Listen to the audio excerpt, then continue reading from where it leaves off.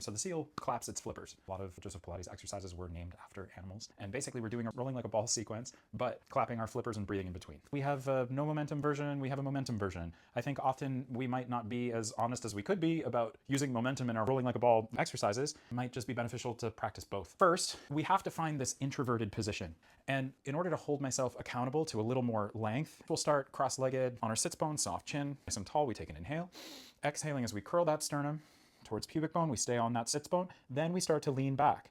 As we start to come onto the body of the sacrum, remember the sacrum's kyphotic, meaning it's shaped like a bowl. We're keeping this curl of pubic bone sternum. And now, soft chin, I start to retract in my cervical spine, in my occiput, reaching back, almost like I'm reaching away from my nose. I can only reach back as far as I can keep my sternum soft, and they'll meet each other in this sort of counterbalance. And you'll notice when you do that with a soft sternum, that it'll start to float your legs. They become free. So then we can come underhand. I was taught under the knife's edge of the foot, like you're holding a platter. So knife's edge of the foot with both. I feel that pubic bone sternum connection. I'm on my sacrum, and I retract in my occiput with soft sternum. I feel that low stomach pull up and in, a little bit of pelvic floor.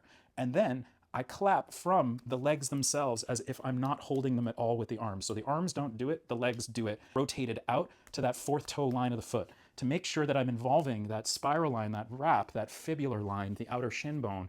I'm wrapping from that fourth toe ball. Imagine like I'm clapping my fourth toe base knuckles together. Then we clap from that fourth toe line. We clap, clap, clap, inhale. Clap, clap, clap, exhale. Clap, clap, clap, inhale. Clap, clap, clap, exhale. Clap, clap, clap, inhale. Clap, clap, clap, exhale. We can also do a deconstructed version of a rolling like a ball, where we can start to let the legs come out, let the hands slide up. Using the legs as a counterweight, I might come around the outside. Reminding me of what I first did with rolling like a ball. Use that retraction at occiput. As you start to come over, you're going up the low back. Have the hands up the legs, up and over.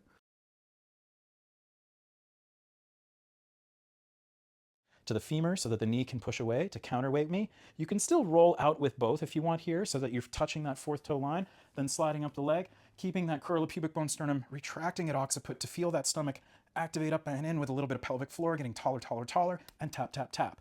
And we would repeat same thing, using that counterweight, up the legs, coming up and over. We can come back through, same thing, kicking away, wrapping through that fourth toe line, maintaining that pubic bone sternum connection while we're weight bearing through sacrum, using that retraction at occiput to create that length, that long parenthesis shape of the spine, which helps us to turn on that deep core and pelvic floor and tap, tap, tap. I like to do a little bit of a primal version and challenge myself to tap, tap, tap, come through to that full squat. I just like to practice this idea of being in this introverted position, trying to find that maximal length and opposition in it, to then being able to roll forward into the full squat position. I think it's a useful skill to practice.